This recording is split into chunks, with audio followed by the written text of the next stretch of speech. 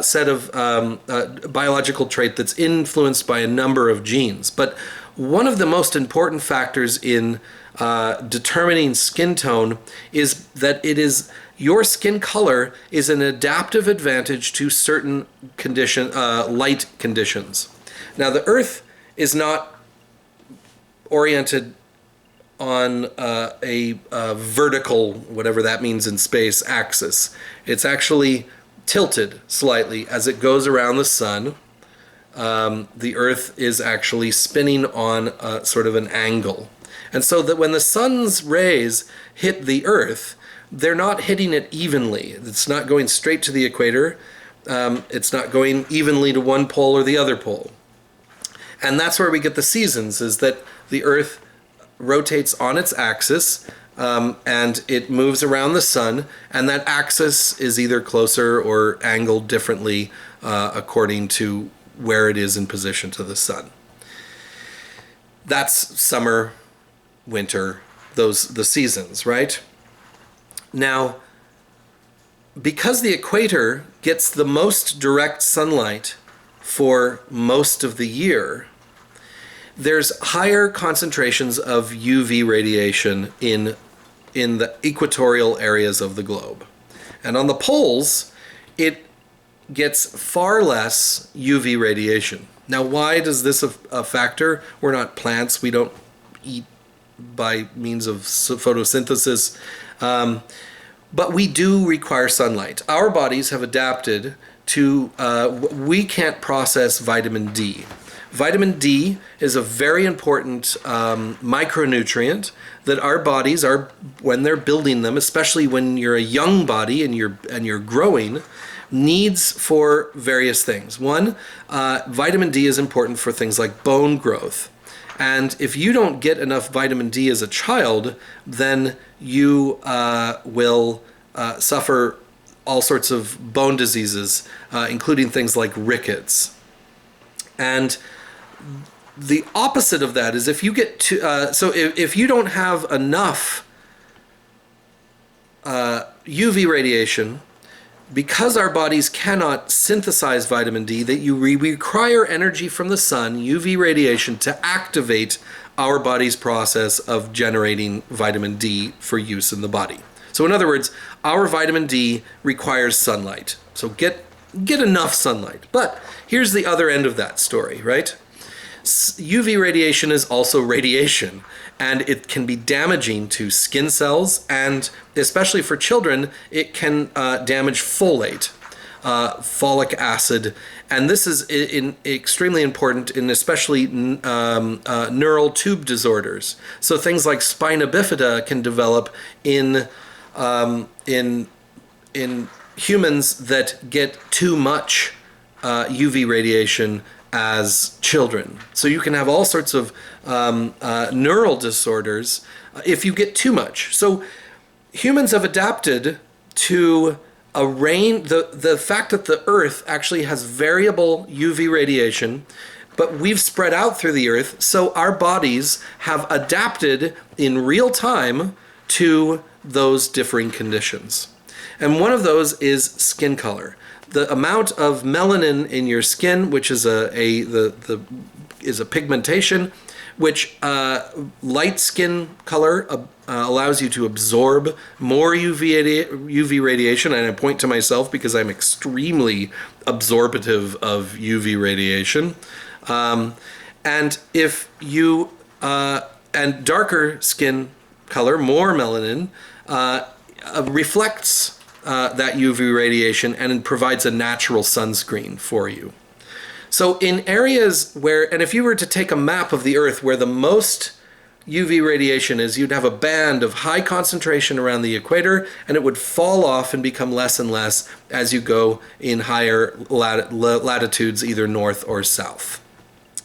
So people that live in the extreme north of the planet Earth are going to need more UV radiation because there's less of it available. So my ancestors came from an area where there was not a lot of UV radiation, which means that the successful ones that survived and passed on their genes to subsequent generations were ones that had very pale skin, because they needed every drop of UV radiation to give them vitamin D processing. And in the band of Earth closest to the equator, you have the darkest skin populations. And those people have ancestry of people that lived in places where there was abundant UV radiation, too much of it, and you wanted to block all that excess UV radiation so you didn't damage your folate and have neural tube disorders. If you were to transplant those people and swap them over, you would have sunburns and you would have neural tube disorders if I lived in a place with a lot of sunlight, especially if I was a child. And likewise, you would have bone diseases, especially rickets, for people that have darker colored skin in very northerly or very southerly environments. And evidence bears this out, because let's face it, I live in Las Vegas right now. I'm very susceptible to the sun. I have no hair on my head. I need a hat all the time and 50 plus sunscreen. I am not built for this environment, but I can live here because culturally I can overcome that. So like I said, the concept of race being based on skin color is rather stupid, because it's no different than determining race based on altitude. This just happens to be determining race based on what latitude your ancestors came from. And that's really just a phenotypic adaptation to local environmental conditions, but it means nothing in terms of our genetics. Right. There's a lot of other factors that our physical bodies are adaptations to local environmental features. So your book talks about things like Thompson's nose rule, which says that noses tend to be longer in colder climates. And this is because when you draw breath, you don't want to shock your system. You want to keep your core temperature warm.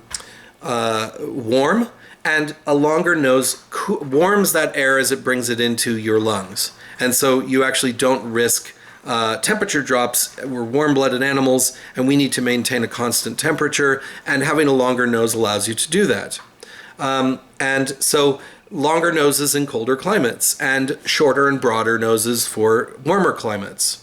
Also, things like native Australians who have been in Australia for probably 40 or 50,000 years have had a very deeply sand-permeated diet. And over time, their teeth have gotten larger to cope with this sand in their diet. Those have been the ones with larger teeth have passed on those genes for larger teeth to be successful. Also, your size and your body build. Bergman's rule states that because mass and surface area, like I said, we're warm-blooded animals. Your core especially has to maintain a constant body temperature. Smaller bodies dissipate heat faster, and larger bodies retain that heat faster. So you tend to have smaller bodies for warmer temperatures, because you need to lose that heat from your core, and larger bodies retain the heat. But you also, Allen's rule talks about the sort of how slender or how stocky you are. And slender bodies with longer limbs, you've got more surface area, and that dissipates heat more efficiently. Whereas, so that's where tropical and warmer climates, you tend to have smaller but more elongated bodies, very tall and thin with longer limbs. And for cold climates, you tend to have shorter bodies with shorter limbs, stockier, that retains the heat in your core. We've got other things that our bodies respond to in real time to varying conditions. We can sweat for hot climates. We can shiver, or our vasoconstrict, our circulatory system can slow down in cold weather. That's how hypothermia happens. But that's actually the process of protecting your core. You can lose an arm, but you can't lose a heart. And your body will respond to that in real time. Also, certain even genetic factors can be involved in terms of adaptations to local conditions. One very important one that's we could have talked about in the last chapter too is, for instance, the so-called sickle cell anemia, which is what's called a balanced polymorphism, and it, in principle, seems to defy biological evolution because anemia is the body's lack of ability to transport oxygen through your circulatory system. Oxygen molecules leapfrog, hop onto your red blood cells and get transported around your body to give the nutrition of oxygen to your cells. That's how your body functions. But a particular condition, sickle cell anemia, is a malformed red blood cells that oxygen molecules have a hard time clinging onto, which means that you are not efficiently transporting oxygen around your body. You can actually die from this condition. It's potentially life-threatening to have anemia in this respect. So why would you have a significant proportion of people like sub-Saharan Africans, or thalassemia has in the Mediterranean, or another condition in Southeast Asia, all of which are very similar? Why would this potentially life-threatening condition exist in these regions? Well, as it turns out, people with anemia, and go back to your Punnett squares for Mendelian biology again, right? So people with anemia potentially can die. But there's another factor, which is malaria. These are all malarial zones. And it turns out that the sickle cell allele is, if you have the polymorphism where it's the recessive allele, you have that 50% of the population that has a well-formed red blood cell which transports oxygen around the body, but malaria virus has a hard time transporting itself around and infecting you. So it provides you with some immunity to malaria. And so it's bad for those people that have the sickle cell anemia as a phenotype, and it's bad for those people that don't. The people who have perfectly normal blood that does not have the sickle cell recessive allele in there. Because they have normal blood that is vulnerable to malaria. But it's that 50% that has the polymorphism that passes that trait on to one another. And this affects people in their real lives.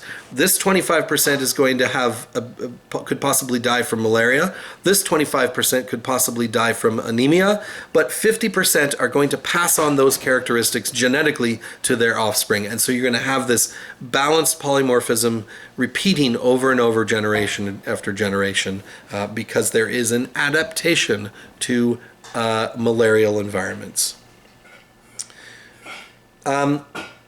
Also, in an individual organism's lifetime, humans are very adaptable, even in their own lifetimes. Not just physiological traits like being born with light skin or dark skin for whichever environment, but also you can suntan, right? That if you are exposed to a lot of light, some people can tan. I am kind of incapable of doing that. But some people can actually build up a resistance to UV radiation by incrementally being introduced to it. And some people can tan extremely well. Also things like, just someone, I can't, but someone in the room with me can. Another thing that humans are biologically plastic about is so-called lactose intolerance, right? We don't have an inbuilt ability to drink other animals' milk. But you can build up a tolerance through time. If you're introduced to milk at an early age, you actually can continue to have the enzyme to process lactose, that is to say lactase is the enzyme, into adulthood. And some some communities around the world who don't drink a lot of milk don't have the ability to process milk. So it can boil down to some cultures, by their habits and their practices, can actually build up adaptations to different kinds of factors. All right, well, that's where it's just another thing that even our biology is shaped by where we live and what we do. And so there's human variety is for a large part dependent upon our adaptive abilities, and it's going to carry on into cultures as well, because culture is also adaptation. It is our group ability to respond to environmental factors and to deal with, as we've already spoken about before, the universals that we need. So we all need to drink water, but how do we do that? Where do we do that? When do we do that? That's all determined by our cultural practices and our social structures. Okay, we're going to come back next chapter, and we're going to start talking about our closest relatives, the primates. Well, we are primates. They're not even our relatives. But we're going to look at our closest living relatives that are in the order primates. And we're going to look at where they come from, why we share similarities from them and with them. And that's going to start our conversation about human evolution and the evidence from our own past. And we'll pick that up next time. See you then.